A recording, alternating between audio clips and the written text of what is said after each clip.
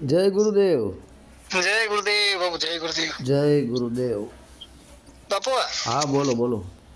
એક audio clip માંથી એક કોમેન્ટ આવેલી છે.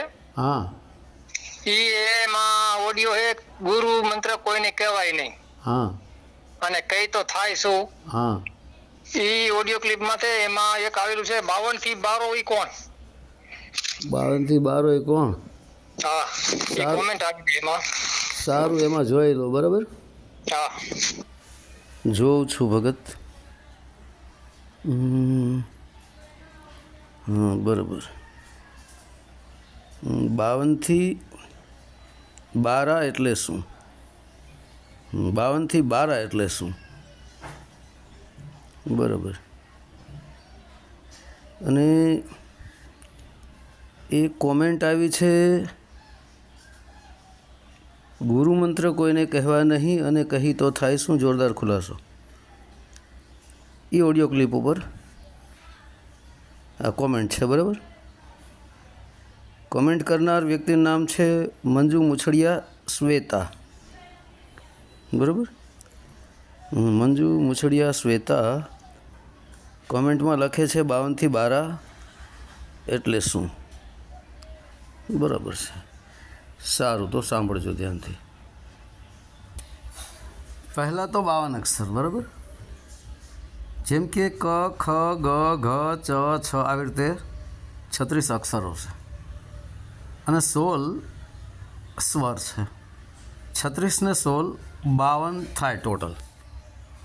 બરાબર, આ 52 થયા અને આ શરીર પણ 52 અક્ષરથી જ બનેલો છે અને અક્ષરો પણ 52 થાય સ્વરને મિલાવીને. બરાબર, અક્ષર 36 થાય ને 16 સ્વર, ટોટલ 52. હવે આ 52 થી 12 કોણ છે? તો પહેલો મુદ્દો તો એ છે કે આત્મા જે છે એ આપણા શરીરમાં 10મા દ્વારમાં છે. બરાબર, મસ્તકના મધ્ય ભાગમાં, બ્રહ્મરંધ્રમાં, જેને આપણે સહસ્ત્રાર કમલ પણ કહીશું. ત્યાં આત્મા છે. એ આત્મા સુરતાનો સહારો લઈ, મતલબ જીવનો સહારો લઈ, મનચિત બુદ્ધિ અહંકારનો સહારો લઈ, પછી આ 5 તત્વ ધરતી આકાશ વાયુ અગ્નિ શરીરનો સહારો લઈ, વટકંઠ જીભનો સહારો લઈ, સંકલ્પ વિકલ્પ કરતું અવચેતન મનનો સહારો લઈ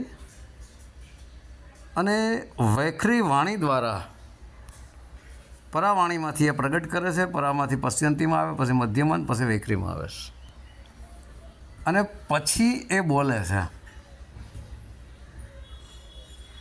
52 થી 12 પછી બોલે છે. તો 52 અક્ષરને પ્રગટ જે કરનાર છે એ સ્વયં આત્મા છે. આત્મા જ 52 અક્ષરને પેદા કરે છે, 52 અક્ષરને બોલે છે. જો આત્મા આપણા શરીરમાં 10મા દ્વારમાં ન હોય તો આ શરીર ચાલી શકે નહીં અને શરીર વગર આત્મા પણ બોલી શકે નહીં. એટલે આ 52 અક્ષરના શરીરનો સહારો આત્માએ લીધો. શરીર પણ 52 અક્ષરમાં આવે અને જે શબ્દો પ્રગટ થાય છે 52 અક્ષર, એને પણ બોલનારો આત્મા જ છે. બરાબર, તો આત્મા 52 અક્ષરને પેદા કરે છે, 52 અક્ષરને પ્રગટ કરે છે. આનો અર્થ શું થાય? આનો અર્થ એ થાય છે કે આત્માની અંદર 52 અક્ષર છે. 52 અક્ષર હોય તો જ પ્રગટ કરી શકે ને. માનો કે તમારું એક ઘર છે. તમારા ઘરની અંદર જે કાંઈ વસ્તુ હશે એ જ તમે બહાર કાઢી શકશો. તમારા ખીચામાં જે કાંઈ વસ્તુ હશે એ જ તમે પ્રગટ કરશો, બહાર કાઢશો. સમજી લો, તમારા ખીચામાં જો કાંઈ હશે જ નહીં તો તમે કઈ રીતે કાઢશો? તમારા ઘરમાં જ કોઈ વસ્તુ નહીં હોય તો કઈ રીતે કાઢશો? તમને કોઈ એવું કહે કે ભાઈ તમારા ઘરની અંદરથી હીરા માણેક કાઢી આપો, જો તમારા ઘરની અંદર હીરા માણેક હોય જ નહીં તો તમે કેવી રીતે કાઢી શકો? હોય તો જ કાઢી શકો ને. કે તમારા ઘરની અંદરથી અન્ય ખાદ્ય પદાર્થો જે કાંઈ તમારું જીવન જરૂરિયાત છે એ કાઢો એટલે તમે કાઢવાના છો, કારણ કે તમારી અંદર છે એ સાબિત થયું. એક બીજો પણ દાખલો હું ઘણીવાર આપી ચૂક્યો છું કે એક પરણેલી દીકરી છે, સમજી લ્યો. પરણેલી દીકરીને પોતાના પતિના જરીએ ગર્ભધારણ થયો, બરાબર. પછી ધીરે ધીરે 9 માસની આસપાસ કે 9 માસની ઉપર 2-4 દિવસે એ પરણેલી દીકરી એક બાળકી અથવા તો બાળકને જન્મ આપે છે, બરાબર. હવે એ પરણેલી દીકરીના પેટમાં જો બાળક હોય જ નહીં તો એ જન્મ કેવી રીતે આપે? ન આપે ને. બાળક હોય તો જન્મ આપી શકે ને, બરાબર. એ જ રીતે આત્માની અંદર 52 અક્ષરો છે. અહીં આ સાબિત થાય છે. જો 52 અક્ષર ન હોય આત્માની અંદર તો એ 52 અક્ષરને પ્રગટ કરી શકે નહીં. એટલે આત્મા જે છે એને 52 થી 12 કોઈ દી ન કહેવાય, કારણ કે આત્મા તો સ્વયંમાં 52 અક્ષરના શરીરમાં જ પહેલાં તો છે, તે 52 થી 12 કેવી રીતે કહેવાય? 52 અક્ષરનું શરીર તો છે ને, શરીરથી અલગ હોય તો એ 52 અક્ષર શરીરથી બહાર થઈ ગયો કહેવાય. તો આખા શરીરનો સાથ સહકાર લીધો એને આત્માએ. મંચિત બુદ્ધિ અહંકારનો સહારો લીધો, 3 ગુણનો સહારો લીધો, 5 તત્વોનો સહારો લીધો, હોટકંઠ જીભનો સહારો લીધો, પરાપરસ્થિતિ મધ્યન વેખરી 4 વાણીનો સહારો લીધો. પછી જ બોલ્યો ને આત્મા. દેહ વગરનો આત્મા બોલી શકે? ન બોલે. તો એટલા માટે આત્મા જે છે એ 52 થી 12 ન કહેવાય. આપણે એક વાણી મૂકેલી છે 1.5-2 વર્ષ પહેલાં, એમાં કમ્પ્લીટ વ્યાખ્યા કરવામાં આવી છે. એનું ટાઇટલ છે, બ્લુ રંગની સ્ક્રીન બોર્ડ છે અને એમાં ટાઇટલ છે બોલે બોલાવે સબગટ બોલે બોલે 52 થી 12. એ સાંભળી લેજો અંદર ડિક્શનરીમાં જઈને, બરાબર. તમે કોઈ પણ એક ઓડિયો ક્લિપ ઉપર ટચ કરશો એટલે લખેલું આવશે સબકા માલિક પરમાત્મા એક ચેનલ. એ સબકા માલિક પરમાત્મા એક ચેનલની ઉપર ટચ કરશો, ચેનલના નામ ઉપર, એટલે ઉપર વિડીયો લખેલું આવશે. એ વિડીયોમાં ટચ કરશો એટલે આખી ડિક્શનરી આવી જાય. ઊંડે ઊંડે અંદર જતા જશો. 1.5-2 વર્ષ થઈ ગયા છે વાણીને. એટલે એમાં કમ્પ્લીટ ખુલાસો મળી આવશે કે બોલે બોલાવે સબગટ બોલે બોલે 52 થી 12. એક તો બોલે, એક તો બોલી રહ્યો છે, બોલે, બરાબર. સ્વયં આત્મા બોલે અને બોલાવે, બીજાને બોલાવે પણ છે, પોતે પણ બોલે, બીજાને પણ બોલાવે. બોલે 52 થી 12 તો બોલે 52 થી 12 પણ કહી દીધું છે, બરાબર. તો આત્મા જે છે એ 52 થી 12 કોઈ દિવસ ન કહેવાય. 52 થી 12 છે ને પરમાત્મા છે. તો આપણે કીધું બોલે બોલાવે સબગટ બોલે બોલે 52 થી 12, તો 52 થી 12 એ કઈ રીતે બોલી રહ્યો છે અને શું બોલી રહ્યો છે? તો ધ્યાન દેજો ભગત. જેવી રીતે હું ઘણીવાર કહું છું, શાંત ચિત્તે બેસો.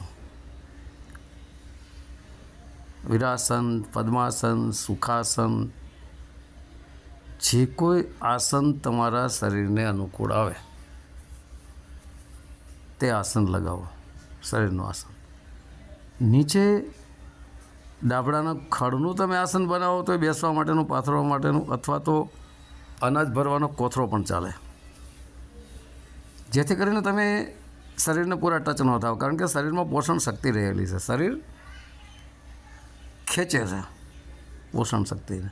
આપણી અંદર જે કહેવાય એને શરીર ખેંચે છે, બરાબર. કારણ કે શરીરમાં પોષણ શક્તિ છે. તમે પોષણ શક્તિ કઈ રીતે હશે? તમે કોઈ પણ એક જગ્યાએ તમે 6 મહિના પેશાબ કરો અને પછી એને બંધ કરી દો તો એને 1 વર્ષ સુધી દુર્ગંધ આવતી રહે. એટલે શરીર ધરતી પોષણ કરે છે. ધરતી માતા એ પ્રકૃતિ માતા છે અને એ પ્રકૃતિ માતાથી આપણું શરીર બંધાણું છે. એટલે પ્રકૃતિ દ્વારા જ આ બધું થઈ રહ્યું છે અને પ્રકૃતિમાંથી શરીર પણ બંધાય છે. પિતાનું શુક્ર માતાનું રજ સરવાળે તો પ્રકૃતિમાંથી થયું ને, કારણ કે ધરતી માતા એ પ્રકૃતિ માતા સમજો હોય, એની અંદરથી અન્ન જે પ્રગટ થાય છે એ અન્નને આપણો પિતા ખાય, શુક્રનું નિર્માણ થાય, માતા ખાય, રજનું નિર્માણ થાય. નિર્માણ શેમાંથી થયું? સરવાળે ધરતીમાંથી જ થયું ને. એટલા માટે એ આવી જ રીતના સમજવાનું છે કે શાંત ચિત્તે બેસી પછી ગીતાના મત પ્રમાણે આપણી આંખોની દૃષ્ટિ નાકની અણી ઉપર રાખી, આંખોની દૃષ્ટિઓ ચર્મચક્ષુની, અને બે નસકોરા જે છે એ બે નસકોરાની અંદર બહાર થતો જે પ્રાણવાયુ છે તે પ્રાણને ધ્યાનપૂર્વક જોતા રહો, અભ્યાસ કરો, ધ્યાનપૂર્વક જોતા રહો. કોઈ મંત્ર જાપ જપવો નથી, માત્ર શ્વાસ અંદર ગયો અને બહાર ગયો, એની અંદર એક શબ્દ ગાજી રહ્યો છે. એ શબ્દ જે છે એ જ સોહમ છે. જે શ્વાસને આપણે અંદર ખેંચીએ છીએ, અનેક ઓડિયોમાં બોલું છું, એ સો છે. સો અંદર ખેંચો, બહાર કાઢો, હમ સો, હમ સો, હમ. આ મંત્રને જપવાનો નથી, માત્ર ભાવ કરવાનો, ભાવ કરવાનો કે જે અંદર શ્વાસ ગયો એ પરમાત્મા છે, અંદરથી બહાર ગયો એ હમ હું આત્મા છું. સોહમ, સો એ પરમાત્મા, હમ હું આત્મા. આ આત્મા અને પરમાત્માનું સતત એકાબીજાનું મિલન ચાલુ છે. પણ એના તરફ જ્યારે આપણી સુરતાને કેન્દ્રિત કરીએ છીએ એ શબ્દ તરફ,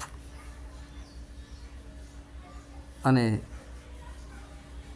જ્યારે સુરતા શબ્દ સ્વરૂપ બની જાય ત્યારે સુરતાનું અસ્તિત્વ નથી રહેતું.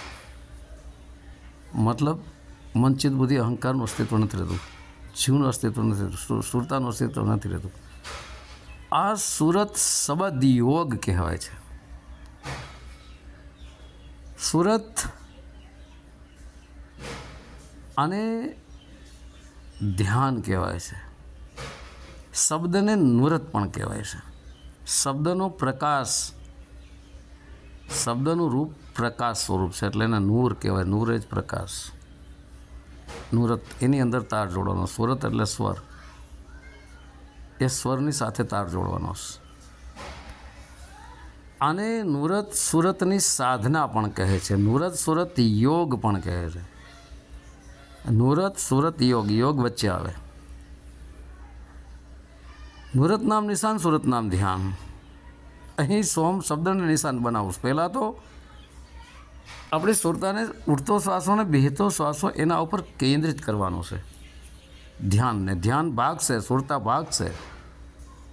જાત જાતના સંકલ્પ વિકલ્પો ઉઠ્યા કરશે. આ સુરતા તમને ભટકાવવાનો પ્રયત્ન કરશે. સંકલ્પ વિકલ્પ પ્રગટો થતા રહેશે. બહારનો શોર બકોર અવાજ આવું બધું ચાલુ રહેશે, એટલે તમને ભટકાવશે. કાઢશે નહીં, ભટકાવવાનો પ્રયત્ન કરશે. ભક્તિ માર્ગેથી તમને ભટકાવવાનો પ્રયત્ન કરશે. પણ ડરવું નહીં, એની સાથે યુદ્ધ કરો. જેમ નોરિયા નાગની ફાઇટ થાય છે એ રીતે યુદ્ધ કરો. બરાબર? જેમ જેમ તમારો અભ્યાસ આગળ વધતો જશે તેમ તેમ મન ધીરે ધીરે મન સ્થિર થતું જશે. અવચેતન મન, અવચેતન મન એ જ સુરતા છે, સુરતા છે એ જ જીવ છે. ધીરે ધીરે સ્થિર થતું જશે. અભ્યાસ ચાલુ રાખો, કંટાળવાનું નહીં. લગ્ન પૂરી હોવી પડે, જિજ્ઞાસા હોવી પડે, અભ્યાસુ બનવું પડે. અભ્યાસ જાગ્યા પછી ભમવું નહીં, પછી ન્યાન્ય સુરતા રહે. ગંગા સતી માતા કહે છે ને પાનભાઈને કે અભ્યાસ કરવો પડશે ને અભ્યાસ જાગ્યા પછી ભમવું નહીં. પછી આ સુરતા જ્યાં ત્યાં ન ભમે અને ભમવા નહીં દેવાની, ત્યાં જોડી રાખવાની. આ સુરત શબ્દ યોગ કહેવાય છે. યોગ એટલે જોડાવવું. સુરતાને શબ્દ સાથે જોડી દો એટલે યોગ પૂરો થઈ જાય ત્યાં. આ સુરતા અને શબ્દનો જે યોગ છે આનું નામ ભજન કહેવાય છે. કહે છે ને સંતો કે નૂરત સુરત કી સાધના કોઈ પ્રેમી જન પાવે. શું કીધું? નૂરત સુરત કી સાધના કોઈ પ્રેમી જન પાવે. નૂરત અને સુરત, સુરતને જ શબ્દ કહેવાય છે. સુરતને જ આ સુરતને જ ધ્યાન કહેવાય છે. નૂરતને જ શબ્દ કહેવાય. નૂરત નામ નિશાન, સુરત નામ ધ્યાન, શબ્દને પ્રકાશ જ કહેવાય છે. આ નૂરત સુરત કી સાધના. નૂર એ પ્રકાશ, પ્રકાશ સ્વરૂપ, શબ્દનું સ્વરૂપ પણ પ્રકાશ છે, આત્માનું શબ્દ સ્વરૂપ પણ પ્રકાશ છે. અને સુરતા એટલે ધ્યાન. કોઈ પ્રેમી જન પાવે, પ્રેમી જન, પૂર્ણ પ્રેમ પ્રગટ થઈ જાય એ શબ્દ પ્રત્યે, એ ધ્યાન પ્રત્યે, જ્યાં જોડવાનું સ્નેહ, પૂર્ણ ભાવ, પૂર્ણ પ્રેમ, પૂર્ણ લગન, પૂર્ણ જિજ્ઞાસા. આ જાગવી પડે, પૂર્ણ જિજ્ઞાસા. વાતોય ન થાય, અભ્યાસ કરવો પડે, રસ્તે ચાલવું પડે. રસ્તે ચાલીએ ને તો જ પૂગીએ, વાતોએ કાંઈ વડા નથી થવાના. દરેક સંતો અભ્યાસ કરીને ગયા છે. કોઈ કથણી બગડીને વાતો કરીને નથી ગયા, અભ્યાસ કરીને ગયા છે. બરાબર. પછી શરૂમાં માત્ર ત્યાં ધ્યાન ધરતા રહો અને શ્વાસોશ્વાસની જે ક્રિયા છે એના ઉપર ધ્યાન ધરવાથી જ મન સ્થિર થાય, બાકી ક્યાંય મન સ્થિર થાય નહીં. મન તો ભટકવાનું જ છે. બેસ્ટમાં બેસ્ટ કોઈ જો સુપરહિટ માર્ગ હોય તો એ શ્વાસ પર ધ્યાન લગાવવાનું, ત્યાં જ મન સ્થિર થાય. ભગવાન બુદ્ધે પણ શ્વાસ ઉપર જ મનને સ્થિર કરી દીધું હતું. એના થકી જ એ દેહથી વિદેહ થઈ ગયા હતા. મૃત્યુની ફળક ઘટી ગઈ હતી, કારણ કે મૃત્યુની ફળક લાવનાર કોણ છે? મન છે. મન જ ન રહ્યું, મોતની બે ઘટી ગઈ, મૃત્યુની ફળક ઘટી ગઈ. બરાબર. આ રીતે એની અંદર જે સોહમ શબ્દ ચાલી રહ્યો છે એ સુરતા જ્યારે સોહમ શબ્દ સ્વરૂપ બની જશે ત્યારે સુરતાનું અસ્તિત્વ નહીં રહે, સ્વયં સોહમ બની જશે. આ સો અને હમ, સો એ પરમાત્મા છે, દેહથી વિદેહ છે, કારણ કે સો શબ્દ બહારથી આવે છે, એ દેહમાં નથી, બહાર છે, વિદેહ છે. હમ એ અંદરથી બહાર જાય છે, એ હમ રૂપી આત્મા અંદર છે. સુરતા હમ સ્વરૂપ બની ગઈ એટલે સોહમ શબ્દને અહીં ગુરુ સમજો, સુરતાને શિષ્ય સમજો. બરાબર. પછી ગુરુ શિષ્ય એક થઈ ગયા એટલે થઈ ગયા તમે સોહમ સ્વરૂપ. એ સોહમ સ્વરૂપ હું ઘણા ઓડિયોમાં બોલું છું કે મૂલાધારથી એ સુરતા ઉઠે છે. શ્વાસોશ્વાસની ક્રિયા આમ તો નાભી ચાલે, પણ સુરતાથી મૂલાધારથી ઉઠે છે. ઉપર ચડતી ચડતી છ ચક્રને ખોલી નાખે, સુખણાનો માર્ગ પકડી બંકનાળમાં થઈને બ્રહ્મરંધ્રને પ્રાપ્ત કરે છે. બ્રહ્મ એ જ આત્મા છે, રંધ્ર એ ઓલકાણું.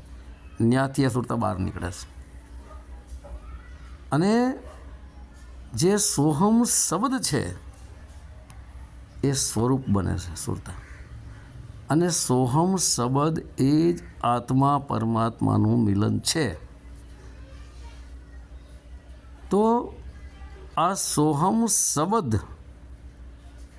સાંભળનારું કોણ હતું? સુરતા.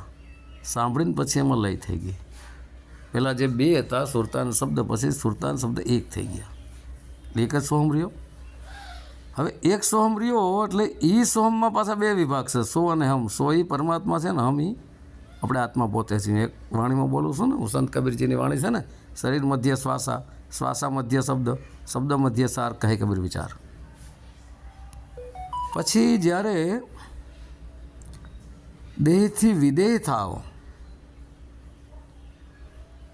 બરાબર, ત્યારે આ સો શબ્દને પકડી લીધા છે. હમ રૂપી આત્માની સુરતા સો રૂપી શબ્દને પરમાત્માને પકડે છે. આ સોહમ શબ્દ જે છે એને 52 થી 12 કહેવાય છે. આ લખવા, વાંચવા, સાંભળવા, બોલવામાં આવે એ સોહમ નહીં. અંદર જે ગાદી રહ્યો છે શ્વાસોશ્વાસની ક્રિયામાં, એ શ્વાસની સાથે એને કોઈ કનેક્શન નથી. એક અવાજ પ્રગટ થઈ રહ્યો છે, તમે ખેંચો ને એટલે સોન બહાર કાઢો ને, હમ, એ અવાજ પ્રગટ શ્વાસથી ઉપર છે. જેવી રીતે કોઈ દુર્ગંધને લઈને વાયુ આવે તો એ વાયુ દુર્ગંધમાં નથી, પણ દુર્ગંધ વાયુમાં છે, છતાંય વાયુને દુર્ગંધ લેપી નથી શકતી. સુગંધ કે દુર્ગંધ બે, સુગંધ દુર્ગંધ વાયુ લઈને આવે છે, પણ વાયુ છતાં સુગંધ દુર્ગંધથી ઉપર છે. એવી જ રીતના શ્વાસોશ્વાસને વાયુ સમજો ને એની અંદર ચાલતો સોહમ શબ્દ એ શ્વાસથી ઉપર છે, બરાબર. એટલે એ સોહમ શબ્દ ચારો તરફ તમને સંભળાવા લાગશે. સોહમ સોહમ સોહમ. એ હમરૂપી આત્મા 100 રૂપી શબ્દની અંદર સમાઈ ગયો. ત્યાં હમરૂપી આત્મા પણ ખતમ, 100 રૂપી પરમાત્મા જ રહ્યો. જબ મેં થા તબ હરી નહીં, અબ હરી હે મેં નાહી, મિટ ગયા અંધિયારા દીપક દેખ્યા માહી. દીપક દેખ્યા માહી એટલે એ દીપક પરમાત્મા રૂપી અનંત પ્રકાશ, અનંત દીપકની વાત કરે. માહી એટલે આત્માની અંદર જોયા સુરતા દ્વારા. એન્ડનો લેવલ છે, એન્ડ લેવલની આ વાત છે. એ સોહમ શબ્દ 52 થી 12 છે. બોલે, બોલાવે, સબઘટ બોલે ને બોલે 52 થી 12. કીડથી કુંજર સુધી બધા ઘટની અંદર બોલી રહ્યો છે, બધાને બોલાવી રહ્યો છે ને પાછો બોલે છે 52 થી 12. તો 52 થી 12 છે પરમાત્મા છે. એ એક રસ શબ્દ ગાદી રહ્યો છે. ઘણી વાર હું બોલું છું ને કે સોહમ શબ્દ ગાજે બ્રહ્માંડા. કયો સોહમ? અનાદિ, જેની શરૂઆત પણ નથી, અંત પણ નથી. એ જ અનાદિ સોહમ ઓમકારમાંથી જ પ્રગટ થયો છે. ઓમ કયો કે સોહમ કયો, સરવાળ બે એક જ છે. ઓમ સોહમે આત્મા પરમાત્માનું મિલન છે. પણ જ્યારે લેવલ પર પહોંચીએ, એ અવસ્થાને પ્રાપ્ત કરીએ, ત્યારે ખબર પડે વાતુએ કોઈ જણાવી ન શકે, વાતુએ કોઈ દેખાડી ન શકે, વાતુએ કોઈ ઓળખાવી ન શકે, વાતુએ કોઈ અનુભવ ન કરાવી શકે. સ્વયં પોતે જ પોતાનો અનુભવ કરવો પડશે. ગમે તેવા ગુરુએ માત્ર એક માર્ગદર્શક છે, ના કે મંજિલ, રસ્તો બતાવનાર છે. અનુભવ તો પોતે જ પોતાનો કરવો પડશે. એ સોહમ શબ્દ કયો, ઓહમ કયો, એ 52 થી 12 છે. આત્મા તો 52ની અંદર આવે છે. આત્મા તો 52ને પ્રગટ કરી રહ્યો છે. આત્મા તો એક શરીર બીજા શરીરમાં જઈ રહ્યો છોડીને, પણ વિરાટ સ્વરૂપ જે કૃષ્ણ ભગવાને બતાવ્યું હતું અર્જુનને, એ વિરાટ સ્વરૂપ પરમાત્મા છે. કારણ કે ભગવાન કૃષ્ણના શરીરની અંદર આત્મા અને આત્માની સુરતા દ્વારા વિરાટ સ્વરૂપ એ ભગવાન કૃષ્ણે પ્રગટ કર્યું સુરતા દ્વારા. એ વિરાટ સ્વરૂપ અર્જુનને જ્ઞાન દ્રષ્ટિ આપી અને બતાવ્યું હતું. અર્જુનને આત્મ જ્ઞાન દ્રષ્ટિ આપી. આત્મ જ્ઞાનની દ્રષ્ટિ તો આત્માની દ્રષ્ટિ શું છે, જ્ઞાન શું છે? કે આત્માને પરમાત્મા વિશેનું જ્ઞાન થયું. દ્રષ્ટિ એટલે આત્માની સુરતા, આત્માની આંખો. એના દ્વારા એને પૂર્ણ પુરુષોત્તમ ભગવાન કૃષ્ણ રૂપી પરમાત્માના વિરાટ સ્વરૂપના દર્શન કર્યા. એટલે એકમેક થઈ ગયા ને. એક બાજુ વિરાટ સ્વરૂપ પરમાત્મા, એક બાજુ અર્જુનના આત્માની સુરતા, એટલે બે એકમેક થયા. એટલે બે અરસપરસ થયા કે નહીં? તો અર્જુન છે એ જ કૃષ્ણ છે, કૃષ્ણ છે એ જ અર્જુન છે. એમાં કોઈ તફાવત નથી, તફાવત કરાય પણ નહીં આપણાથી. તો સોહમ શબ્દ જે છે એ 52 થી 12 છે. સોહમને જ પરમાત્મા પણ કહેવાય છે. સોહમને સાર શબ્દ પણ ઘણા સંતોએ કીધો છે. સોહમને સત્ય નામ પણ ઘણા સંતોએ કીધું છે. તમે પૂછી લેજો, ઘણા સંતોનો મત પણ છે. મારો કોઈ ઘરનો મત નથી, હું તો સંત મતે જ બધી વાત કરીશ. મન મતે મનમુખી એકે વાત મારી પાસે નહીં આવે. એક અક્ષર વાંથી લઈ લીધો ને એક અક્ષર વાંથી લઈ લીધો, એમ તોડ મરોડને જોડી નહીં, જોડીને અક્ષરો બનાવવાનું નહીં, તોડ મરોડ કરવાનું નહીં. જેવા અક્ષર છે એ જ રીતે રજૂ કરવાના, જેમ છે એવી જ રજૂ કરવાનો. તો 52 થી 12 એટલે શું? 52 થી 12 એ પરમાત્મા છે. એ પરમાત્મા જન્મ મરણ રહિત છે. પરમાત્મા જન્મ મરણના ચક્કરમાં નથી. એ 52 થી 12 ભગવાન કૃષ્ણનું વિરાટ સ્વરૂપ એ ધરતી અને આસમાનની વચ્ચે બતાવ્યું ને. એમાં તમે તલવારું મારો ને આ ખાલી જગ્યામાં, તો આ ખાલી જગ્યા કપાય નહીં. અગ્નિ સળગાવો તો એ બળે નહીં, ગમે એવો વરસાદ આવે તો એ પલરે નહીં, અસ્ત્રો શસ્ત્રો કાપો તો એ કપાય નહીં, ગમે એટલો પવન ચાલે જોઈએ છતાં એ સુકાય પણ નહીં. અસ્ત્ર શસ્ત્ર કાપે નહીં, પાણી ભીંજવે નહીં, અગ્નિ બાળે નહીં, પવન સૂકવે નહીં. આ ખાલી જગ્યા રૂપી પરમાત્મા છે. બરાબર? એ ખાલી જગ્યા જે પરમાત્મા છે ત્યાંથી ટોટલ આ વસ્તુ થઈ રહી. આને પિંડે અને બ્રહ્માંડથી ઉપર પણ કહેવાય. માતા ગંગા સતી કહે ને કે પિંડ અને બ્રહ્માંડથી પર છે ગુરુ મારા પાનભાઈ, તેનો દેખાડો દેશ ત્યાં તેની નહીં મારે લેશ. પિંડ એટલે શરીર, બ્રહ્માંડ એટલે ઉપર દેખાય. તો પિંડ અને બ્રહ્માંડથી બેથી પર છે. હવે આપણે પિંડને જાણી લઈએ એટલે બ્રહ્માંડ જણાઈ ગયું. કારણ કે પિંડ એ શું બ્રહ્માંડ, જેટલું આપણા પિંડમાં છે એટલું બ્રહ્માંડમાં છે. બરાબર? હવે પિંડમાંથી પિંડ એટલે દેહ, આપણે દેહથી વિદેહ થયા એટલે બ્રહ્માંડથી વિદેહ થઈ ગયા ને. પિંડમાંથી બહાર નીકળી ગયા એટલે બ્રહ્માંડથી બહાર નીકળી ગયા. ત્યાં ઓલા બ્રહ્માંડમાં કોઈ હોલ કાણું ફાંકું નથી કે આપણે રોકેટ લઈને વયા જશું.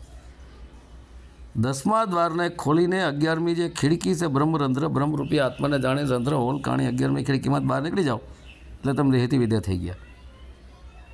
દેહથી વિદેહ થઈ ગયા એટલે તમે પિંડ છો બ્રહ્માંડે, પિંડ જ બ્રહ્માંડ છે ને બ્રહ્માંડ છે જ પિંડ છે. એટલે તમે દેહથી વિદેહ થઈ ગયા ને બ્રહ્માંડથી વિદેહ થઈ ગયા. એટલે પિંડ અને બ્રહ્માંડથી પર છે ને એ આ ખાલી જગ્યા છે. એ ખાલી જગ્યા છે, એ ગુરુ છે ખાલી જગ્યામાં. ને એમાં સતત ચારે તરફ એ શબ્દ ગાજી રહ્યો છે, ચારો તરફ. એને પકડી લઈને પછી એ સર્વત્ર પરમાત્મા. એ પરમાત્મા જલમાં, થલમાં, સ્થાવર, જંગમ, અણુઅણુમાં, કણકણમાં એક કણ પણ એ પરમાત્મા વગર ખાલી નથી. બધી જગ્યાએ છે. પણ એ લેવલે જ્યારે આપણે પહોંચીએ ત્યારે ખબર પડે કે પરમાત્મા સર્વવ્યાપક છે. એ લેવલ પર જે ન પહોંચ્યા હોય એને એવું લાગે કે મંદિરમાં ક્યાં ભગવાન છે? અરે મંદિરમાં છે. એ મંદિરમાં મૂર્તિને જળ કહે છે. અરે ભાઈ, તું જળ સ્વરૂપ છો એટલે તને જળ દેખાય છે. ચેતન સ્વરૂપને બધું ચેતન દેખાય. જેની દૃષ્ટિમાં જળ સમાયેલું છે એને જળ દેખાય. જે સ્વયં આત્મ પરમાત્મ શબ્દ સ્વરૂપ બની ગયા છે ને જળ દેખાય જ નહીં, જળ નજરે જ ન આવે. કારણ કે જેવી આપણી દૃષ્ટિમાં બેહી ગયું છે એવું જ આપણને દેખાય. જૈસી દૃષ્ટિ વૈસી સૃષ્ટિ. જેની ચેતન દૃષ્ટિ છે એની ચેતન સૃષ્ટિ, જેની જળ દૃષ્ટિ છે એની જળ સૃષ્ટિ. તો જળ ચેતન અલગ નથી. આત્મા વગર શરીર ન ચાલે અને શરીર વગર આત્મા નહીં રહી શકે. બે એકમેક છે. બરાબર? અને પરમાત્મા વિદેહ છે એટલે કીધું ઘટમાં, મઠમાં ને પટમાં. ઘટમાં આત્મા છે, મઠમાં મંદિરમાં છે ને પટમાં ચારો તરફ એનો ઈ જ છે. એવી દૃષ્ટિ જ્યારે બની જાય ત્યારે એક રૂપ થાય છે. ત્યાં સુધી નકર આપણને ડબલ દેખાય. જેવી રીતે ભગવાન કૃષ્ણ છે. બરાબર? આજના એક ઓડિયોમાં વાત થઈ છે કે ભાઈ ભગવાન કૃષ્ણ છે વિરાટ સ્વરૂપ બની ગયા તો અર્જુનને વિરાટ સ્વરૂપ કેમ ન બનાવ્યું છે? કે અરે ભાઈ, અર્જુનને બનાવી દીધું, વિરાટ સ્વરૂપ દર્શન થઈ ગયા. આત્મા પરમાત્મા દર્શન કરી લીધા એટલે વિરાટ સ્વરૂપ થઈ ગયા. પણ અહીં આપણે દ્વૈત ભાવ દેખાય છે કે ભગવાન કૃષ્ણ અર્જુનને વિરાટ સ્વરૂપ ન કરી શક્યા એટલે ભગવાન કૃષ્ણને નીચા બતાવવાનો અહીં પ્રયત્ન કરવામાં આવ્યો છે. નીચા બતાવવાનો પ્રયત્ન કરવામાં આવ્યો છે. બાકી અર્જુનને દર્શન થઈ ગયા હતા. એ લેવલ પર આપણે નથી. આપણે કોરો બકવાસ કરીએ છીએ, આપણે વાતો કરીએ છીએ. અર્જુન અને કૃષ્ણ જ્યાં સુધી દેખાશે ત્યાં સુધી એકરૂપ નથી થયા. દ્વૈત ભાવ કહેવાય. વિરાટ સ્વરૂપ બતાવે, વિરાટ સ્વરૂપમાં અર્જુને આવી ગયો, બધે છે જ શું, પછી એક જ થઈ ગયું. પણ આપણે ભગવાન કૃષ્ણની પણ ખામી જોવાનો પ્રયત્ન કરીએ છીએ, એની ભૂલ જોવાનો પ્રયત્ન કરીએ છીએ કે વિરાટ સ્વરૂપ બતાવે તો અર્જુનને વિરાટ સ્વરૂપ કેમ ન બતાવે? અરે ભાઈ, વિરાટ સ્વરૂપ તો થઈ જ ગયો જોઈ લીધા. એટલે ત્યાં ક્યાં રહ્યા? તમે કોઈ ગામમાં પહોંચી ગયા, તમે ગામ જોયું નથી અમદાવાદ, તમે અમદાવાદમાં પહોંચી ગયા, તમે અમદાવાદ સ્વરૂપ બની ગયા. જોયા પછી થોડું પૂછાય ક્યાં આવ્યું. એટલે આ રીતનું છે, બરાબર. પણ આને સમજવું બહુ ઊંડાણમાં ઉતરવું પડે. કાંઠે છપછપિયા કરો ત્યાં સુધી તરતા ન શીખો. આ બધી ઉપરની વાતો છે, મોટી મોટી ઉપરનું ગોતેલું પકડેલું છે વાતું છે. બાકી જેને ઊંડા ઉતરે ને ઊંડાણમાં ઉતરવું પડે. કાંઠે ઊભા રહીને છપછપિયા થાય, નદીમાં ઉતરો, બરાબર. ગોઠણ પાણી થયું, કમર થયું, છાતી સુધી પૂગ્યું, માથું ડૂબવા લાગ્યું, એટલે ઓટોમેટિક હાથ હલાવશો એટલે તરતા શીખી જાઓ. ઊંડામાં ઉતરે ને એ તરતા શીખે, એ આ ભવસાગરને તરતા શીખે. કાંઠે બેઠા છપછપિયાથી તરવા ન શીખે. કાંઠે તો બેઠા છપછપિયા થાય, તરતા ન શીખાય, બરાબર. તો 52 થી 12 એટલે શું? તો 52 થી 12 જે છે એ પરમાત્મા છે અને એ સર્વવ્યાપક છે, બરાબર. તો જય ગુરુદેવ. સત્ય સનાતન ધર્મની જય.